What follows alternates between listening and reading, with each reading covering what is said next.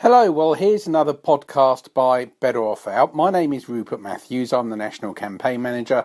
You can find Better Off Out on Facebook, Twitter, YouTube, and of course we've got our own website at www.betteroffout.net. We welcome all Brexiteers to come and join us. We've got a wide range of campaigning materials and activities available. So come to our website, check us out. You can drop me a line as well if you like. Rupert Matthews, I'm on Rupert@tfa.net. That's Rupert@tfa.net. Meanwhile, have a listen to this podcast. It starts off up in Durham, where I meet a lady called Pam, who talks to us about the importance of Eurosceptics sticking together and working together during the referendum campaign. Quite right too, as far as I'm concerned. Also, while I was in Durham, I actually took the opportunity to go and look at the Magna Carta that they keep in the cathedral there. It's one of the very few original copies of Magna Carta that's still around. And of course it tells us an enormous amount, not only about medieval England, but about the rights and the duties of freeborn Englishmen, rights and duties that sadly the European Union is trampling underfoot. After that we move on to a speech by the excellent Philip Hollobone. He's the Conservative Member of Parliament for Kettering in Northamptonshire. He's also joined the new GO organisation, that's Grassroots Out, and we listen to what he's got to say on the subject of Brexit. An absolutely cracking speech it is too, if you ask me. Anyway, there you go. Hope you enjoy it. Right, well, we start in Durham. I was up here for the launch of the Better Off Out campaign up in the northeast of England. I bumped into a lady called Pam, who's from Redcar, and she was talking about the importance of Eurosceptics sticking together and working together during the referendum campaign and how essential that's going to be for our success. Absolutely right, if you ask me. But anyway, you don't need to take my word for it. Let's listen to what Pam from Redcar's got to say.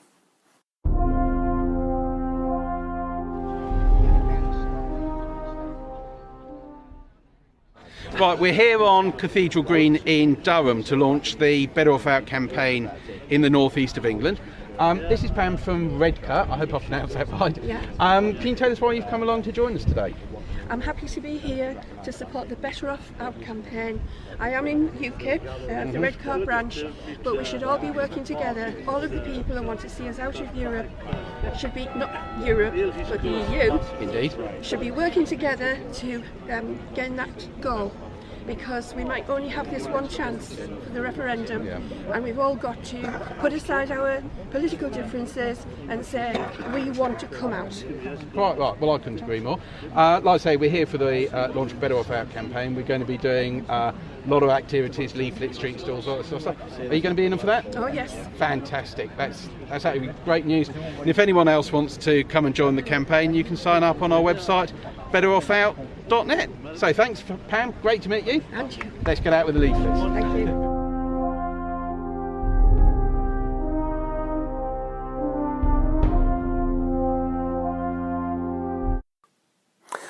Also in Durham, I went to have a look at the copy of Magna Carta that they keep in the cathedral there. I'm a bit of a history nut myself, absolutely adore the subject.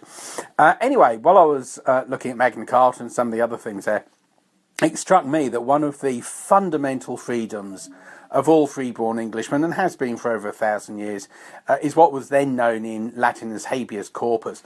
What this basically means is that nobody can be falsely in prison. You can't be put in prison by the authorities without first having been tried by your peers. Now, this is something that we English have enjoyed for over 1,000 years, and rather sadly, it's one of those things the European Union has very quietly got rid of. It's not alone, there are other things going on, but anyway, while I was there, I thought I'd do a little bit about Magna Carta.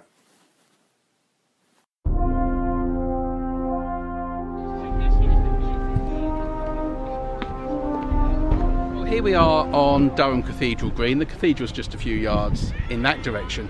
And of course, kept in Durham Cathedral is one of the original copies of Magna Carta. One of the key features of Magna Carta are the clauses about what's known as habeas corpus. It's a pretty basic legal fundamental right of the English people, and actually goes back before Magna Carta, that people cannot be imprisoned without a fair trial and by judgment of their peers. That's something that's been a feature of English law since about the 9th century, so well over 1,000 years, and it's been restated time and time again, Magna Carta being one of the most obvious examples. But now habeas corpus actually has very quietly been scrapped, and it's been scrapped by the European Union. No longer does a freeborn Englishman, to use the language of Magna Carta, have the protection of law that he cannot be put in prison without a just trial. Using European Union law, a magistrate in Romania or in Bulgaria or Poland can issue what is known as a European arrest warrant, and the authorities in this country have no option. The police have to arrest that person and send them out to Bulgaria or Poland or wherever the arrest warrant was introduced, without any guarantee that the trial will be speedy, without any guarantee the trial will be fair, and crucially, without any evidence having been presented that the person actually has got any case to answer. So one of the most ancient fundamental liberties of the British people has recently been destroyed by the European Union to the detriment of everyone. And to my mind, that's yet another reason why we must vote to leave the European Union and regain the human rights that we were always taking for granted.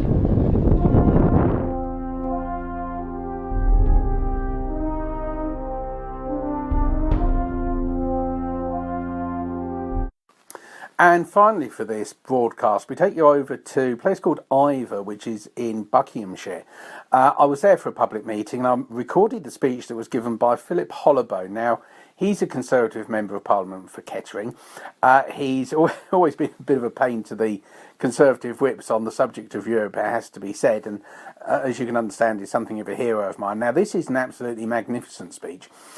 Philip Hollobone covers a wide range of subjects in this. I'm not going to even bother trying to give you a resume. Just listen to it for yourself. It's a fantastic speech by a great Member of Parliament.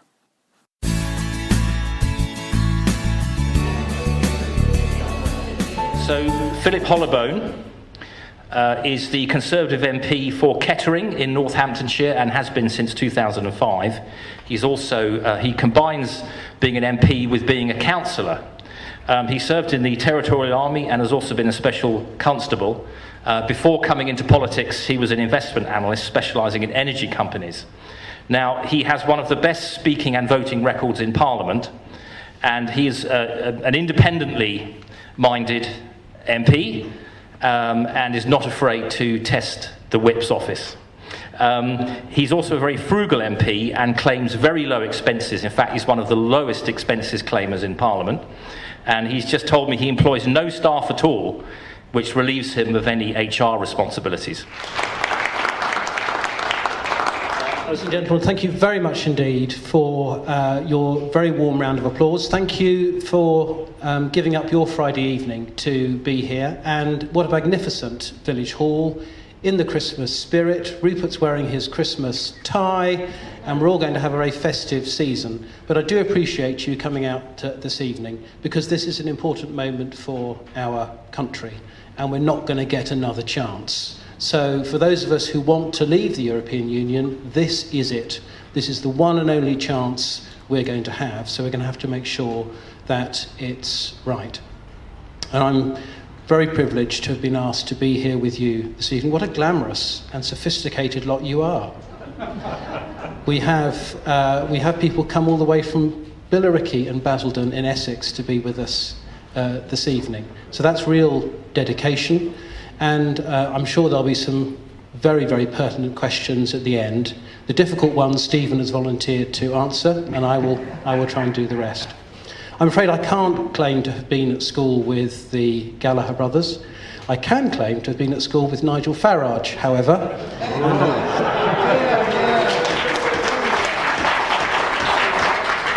And before either of us got involved in politics, we were at school together in South London. This is a very important moment for our country. I'm going to ask how many of you were lucky enough to be able to vote in the referendum in 1975? Hands up. That's splendid. And hands up all of us who weren't able to vote in the referendum in 75. I mean, the good thing is that for those of us who didn't get the chance to vote in 75, we're going to get the chance within the next 2 years. For those of you who already have voted, you'll get a second chance. But that's probably going to be it. So for those of us who want to leave, we've really got to make sure that we win this campaign. And someone asked me, well, can we really win this? Yes, we can. And they said to me, very good question, well, how are we going to win it? And I said, well, it's the strength of our arguments, because the argument for leaving is overwhelmingly powerful. We just have to articulate it in simple language and explain it to as many people as possible. Now, those of you who voted in the referendum, I shan't embarrass anyone by asking which way you might have voted in 75, but even if you voted... Why not?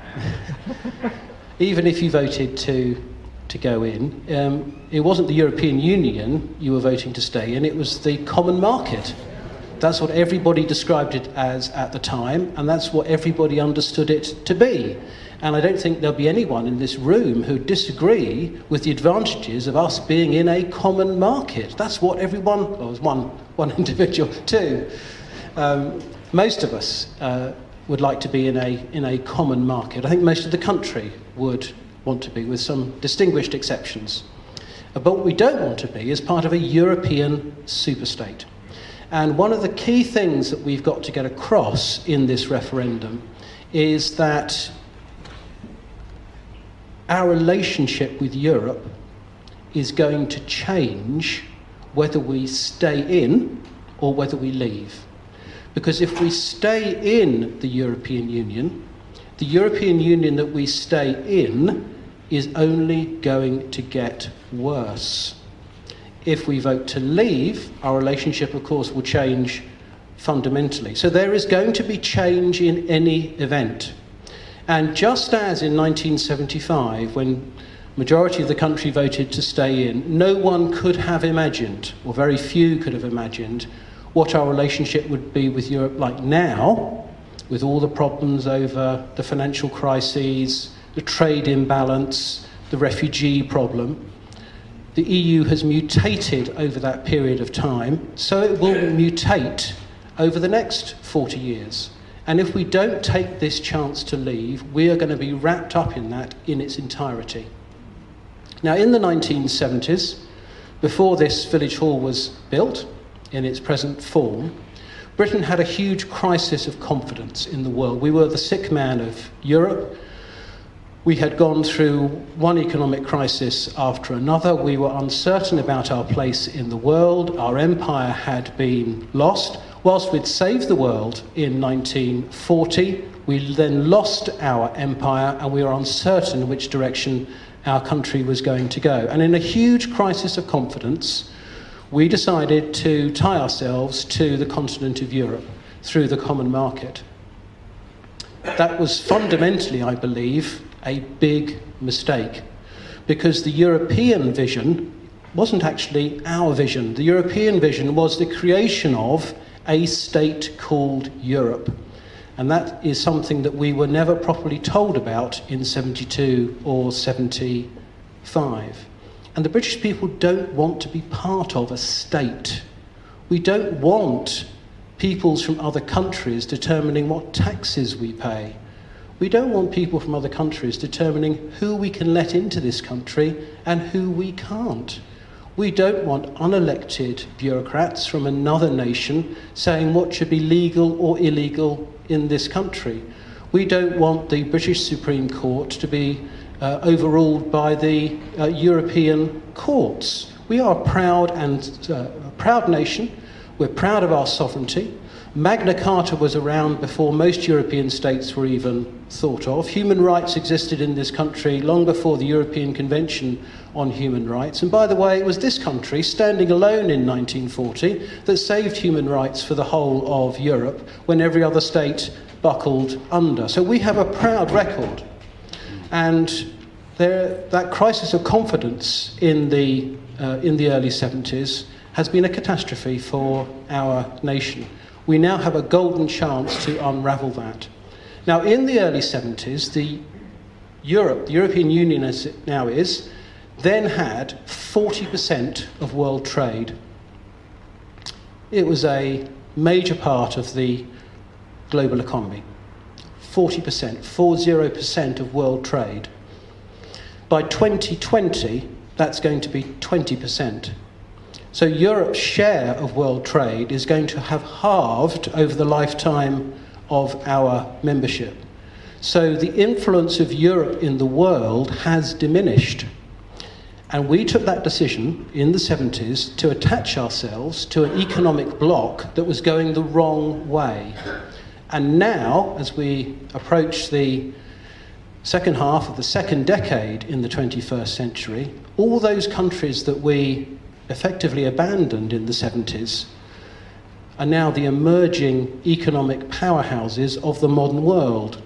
China, India, Australia, Canada, the United States, Brazil. These are where future growth is going to come from. And yet, as a member of the European Union, we are not allowed to negotiate free trade arrangements with these booming economies around the world. We have attached ourselves to the wrong horse. If we left the European Union, we would get back our own seat on the World Trade Organization, so we could vote in our own interests and we could negotiate free trade agreements with these other countries. The European Union does not have a free trade agreement with China. It does not have a free trade agreement with India. It does not have a free trade agreement with the United States. Switzerland does. Iceland does. These small nations have negotiated for themselves better deals than we've got because the EU hasn't done it. So by being tied to the EU, our economy is being shackled because the EU hasn't gone out into the wider world. It's an inward-looking organisation from which we need to break free. The second thing, and I think perhaps the most important thing in this campaign, is immigration. I don't know how many times I've been called racist for daring to raise the concerns of my constituents about immigration. It wasn't so long ago you couldn't even mention the word immigration without immediately being called racist. But because we now have so much white immigration from Eastern Europe, at least now we've got a chance to talk about it. And I don't want to mislead anyone. I don't think anyone is actually advocating zero immigration. But we want to control immigration. It's not a question of pulling up the drawbridge. It's a question of deciding who comes over the drawbridge. And at the moment, we have absolutely no control at all over unskilled labourers coming to this nation from Eastern Europe. But we don't have space to recruit the highly talented, highly intelligent, highly skilled people from the rest of the world who we need in this country to make the economy such a success. And this is why one of the surprising things about this referendum is how much support we're going to get from the Asian community, for example, in this country, who know that their talented family members from India and other countries around the world aren't able to come to this country to contribute to our economy, whereas we have no way at all of controlling those unskilled migrants who come to this country from Romania, Bulgaria, and elsewhere. If we were our own independent sovereign nation again outside of the European Union, we could decide how many people to allow into this country, whether it be zero or just those who have the requisite skills. At the moment, we have no say over that. We're getting some ridiculous arguments from those who want Britain to stay in the European Union that we need to be in the EU in order to combat threats to global security and terrorism. What absolute rubbish. The European Union, by failing to control its external border with Turkey, has given the continent of Europe the biggest threat to its security in recent years because the EU does not control its external border.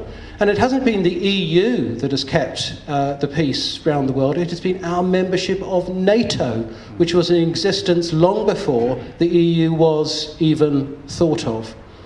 Another advantage of leaving is that we could at last get back control over our fishing industry, perhaps one of the greatest scandals of our membership with the European Union.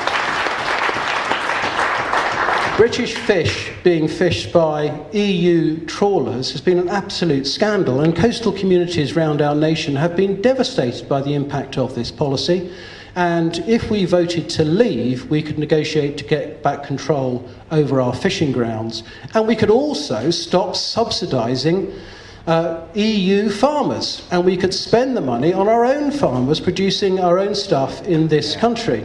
And of course, the cost of our membership is going up all the time.